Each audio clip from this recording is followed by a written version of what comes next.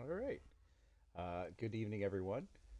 I am doing something slightly different. I am going to be streaming actual gameplay this evening, but there was a request, so I wanted to actually do that first, and then I will save that feed, post that feed, and then I'm going to start a new stream with actual gameplay. That request was about a specific machine gun. That is the Zulu Kilo 383.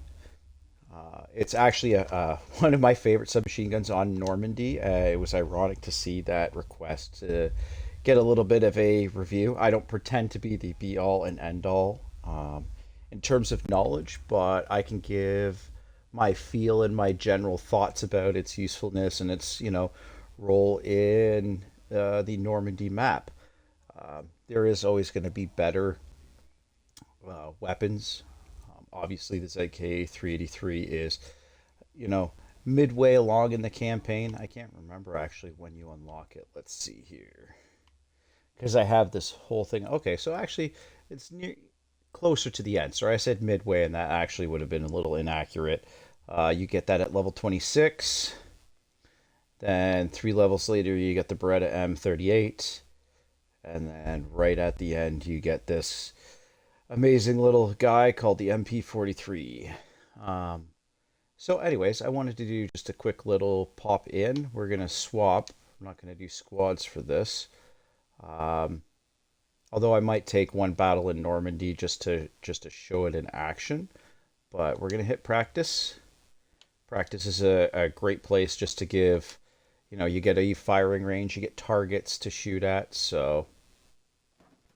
And it'll help give me a controlled environment when I'm not trying to, I'm getting shot at, bombs are going off, and I'm also trying to talk about a specific gun. So let's get this submachine gun squad in. And we're going to take our line on the firing ramp here. So, like most submachine guns, from a standing stance, it definitely likes to hug the horizontal plane in terms of how it wants to recoil. It's not so much kicking up, it's not going vertical. So knowing that, you can kind of keep your shots, center mass. That's a close target, close range. It's got a decent rate of fire. I think it's, close to 800 rounds. So it shoots fast. It is a fast firing gun, and for the love of God, I can't remember where the ammo is down here. There we go. It's a fast-firing gun in close range, so you should be able to take out your targets fairly quickly and accurately, so long as you respect the fact that it is recoiling more on the horizontal than the vertical plane. At distance, we're just going to increase the distance here, and then we're going to take ourselves, into a more prone stance. Again, you'll see it likes to hook, especially to the left. Could also be because, the magazine's there, so maybe they're trying to mimic the fact that it has, it's not as balanced of a gun. But as you can see, it still does okay. Its rate of fire is fine. Damage is about the same if you look across the board. With only a few exceptions, like it's the Mark 36, I think. It's one of those gold order guns that you can get on Normandy. That one actually has a higher damage per bullet. I want to say it's 9. I can double check, though, before I log. Now, there is one really, really cool thing about this submachine gun that I enjoy versus all the others that are available. It has a bipod. You see, a bipod's kind of neat because then at range, you have to forgive me, I kind of flicked the control there for a sec, but I think you get the point. Let's go take a look. That's decent distance if you think of the combat distances you get involved in this game. Um, you know, that's not bad for a submachine gun. If you compare it to the likes of... Let's go. Nope. There we go. Now, I know that... I'm going to try and remember your name. I think it was Gasto Ferrazzi, I believe. this is one of the guns you're sort of comparing it to. I do like this gun. This is my close quarter specialist just because it's very, very high rate of fire. Um, I'm not the biggest fan of the sight picture. I've never really been a huge fan of submachine guns that have the magazine on top, or any gun that uses the magazine on top, including LMGs. But regardless, so you'll see, for this one here,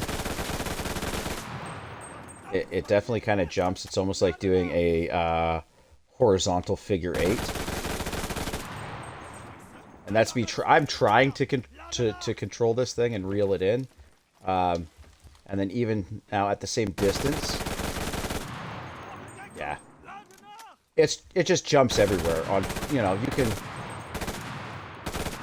The best way to shoot this gun at that range would be more in a burst setting versus going full out. But even in a burst setting, like, you can see the tracers. The thing just jumps everywhere. And that's definitely not a problem that you're going to get with the, especially going full prone and using the ZK383. You're going to have a much more sustainable, controllable automatic fire at range. And I think that's where it shines. Because I configure my squads to be, I don't know, I want to say balanced. I don't make Death Star squads that have top tier everything. I make squads that are flexible, so that way, depending on the combat situation I have, I'm usually capable of dealing with it. Now, the Beretta, which you get later, the M38 with the 40 round mag, slower rate of fire, definitely more on the vertical than the horizontal plane in terms of recoil management. You'll see she wants to kick up. So long as you're aware of that, you're okay. And the slower rate of fire makes it a little bit more controllable. And in the prone position, again, you'll see, because of the vast amount of vertical recoil this thing has, yeah, distance shooting is not nearly as accurate. You can see, again, it wants to jump up and around. I think the only gun that comes close to it in terms of controllability over range is going to be the MP35. But even at range, again, I'm trying to, on full auto, just try to control this thing. Yeah, it loves to jump up. And again, it's jumping almost to the side in the vertical plane where the magazine is. And again, that's probably because they're trying to mimic the fact that the gun is not completely balanced. And that's the biggest thing. That's why one of the reasons, at least side magazine stuff in terms of, submachine guns and stuff, that went the way of the dodo bird, really. Again, you'll see. It is a good gun. The MP35 is definitely one of my favorites, and I've kept it around for a long time in my squads. But if you want a good submachine gun, here, I'm just going to go one more time. Let's go get some ammo. But if you want something where you're going to make a squad, or, for example, I have a bomber squad that uses this exclusively because it allows me to have certain places and positions where I can just lay down. There you go. Once you get it on target,